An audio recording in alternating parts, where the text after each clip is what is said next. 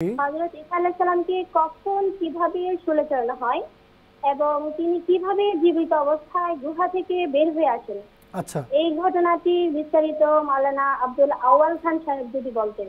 আচ্ছা, ধন্যবাদ বোন আপনার প্রশ্নের জন্য। যারা বয়াত করেছেন আমরা তাদের জন্য দোয়া করি, আল্লাহ তাআলা তাদেরকে সত্যের উপর অবিচল থাকার তৌফিক দিন। মাওলানা আউয়াল সাহেব প্রশ্নটি শুনেছেন, যদি উত্তর দিতেন। সূরা নিসার ১৫৮ ১৫৯ নম্বর আয়াত নীতিগতভাবে এই ঘটনা বর্ণনা করেছে। এর বিস্তারিত ব্যাখ্যা এবং বিবরণ দেখতে হলে ইতিহাসের বইগুলো দেখতে হবে এবং বাইবেলে এর বিশদ বিবরণ বিদ্যমান। আর অন্যান্য বিষয়ে যতই ঘোলাটে থাকুক, বাইবেলে এই বিষয়ে অত্যন্ত স্বচ্ছভাবে বর্ণনা পাওয়া যায় দেখতে। অতএব বোন, আপনার জন্য খুব সহজ একটি পদ্ধতি আছে। যদি বিস্তারিত দেখতে চান, প্রথমে সূরা নিসার ১৫৮ ১৫৯ দেখে নেন আয়াত, এবং তারপরে আপনি ইতিহাসের বইয়ের পাশাপাশি বাইবেলও খুলে দেখতে পারেন তারা তাদের ধর্মের এই বিরাট ঘটনা কিভাবে সংরক্ষণ করেছে।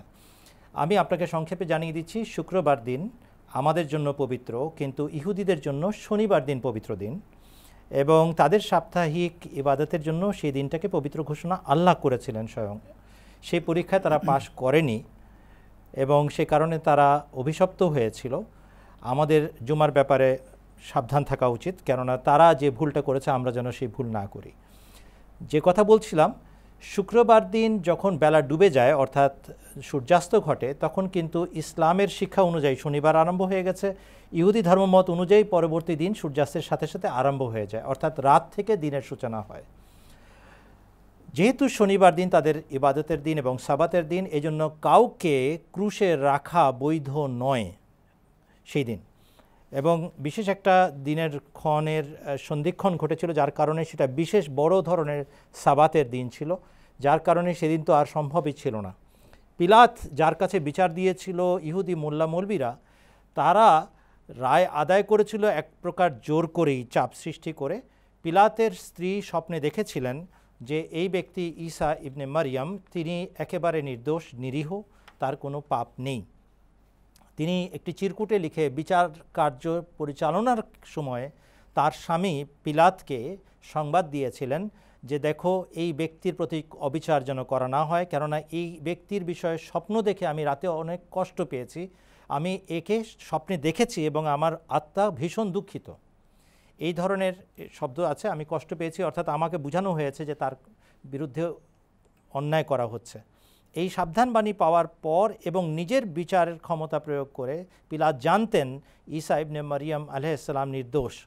কিন্তু ইহুদি পুরোহিতরা হইচই আরম্ভ করে দিল যে যদি আপনি আমাদের দাবি না মানেন এবং এই ব্যক্তি যে ইহুদিদের সংস্কারক এবং রাজা হবার দাবি করে তাকে যদি শাস্তি না দেন, তাহলে আপনার বিরুদ্ধে, আপনি যেহেতু পিলাত হিসাবে আমাদের অঞ্চলের গভর্নর, রোমীয় সরকারের পক্ষ থেকে, সাম্রাজ্যের পক্ষ থেকে আমরা রোম সম্রাটের কাছে, সিজারের কাছে আপনার বিরুদ্ধে নালিশ জানাবো।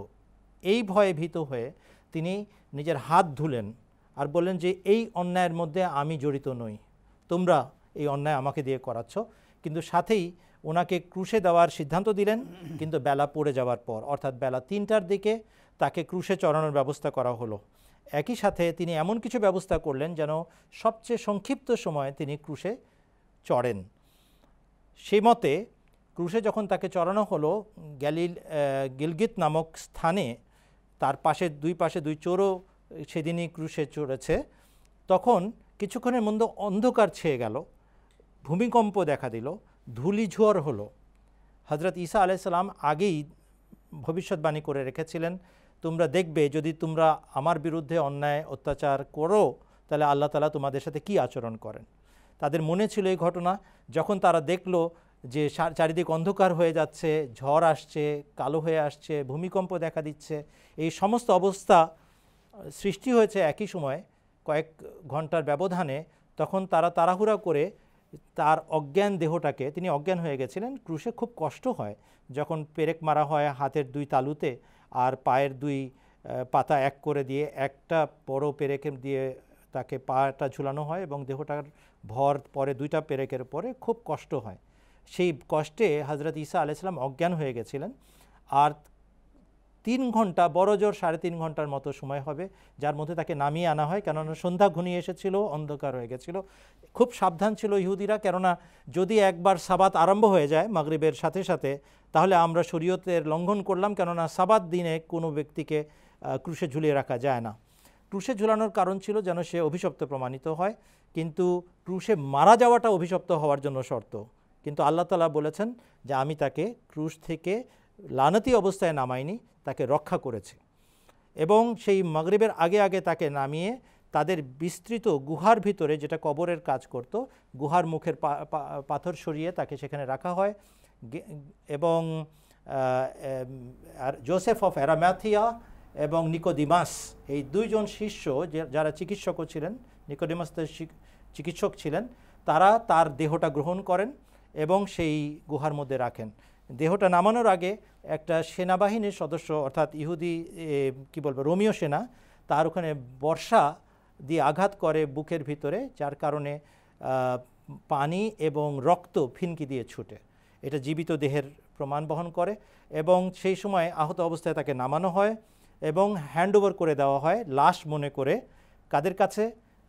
ঈসা আলাইহিস সালামের শিষ্যদের কাছে। সেখানে সেই গুহার মধ্যে তার চিকিৎসা চলে, মলম তৈরি করা হয় তার জন্য বিশেষভাবে, এবং 3 দিন পরে তিনি কিছুটা সুস্থ হয়ে মালির বেশে গ্যালিলির পথে যাত্রা আরম্ভ করে দেন। এটা হচ্ছে সংক্ষিপ্তভাবে সেই বিবরণ, যেটা আমরা ইতিহাস খুঁজলে খুব স্পষ্টভাবে দেখতে পাই। ধন্যবাদ আপনাকে মাওলানা সাহেব।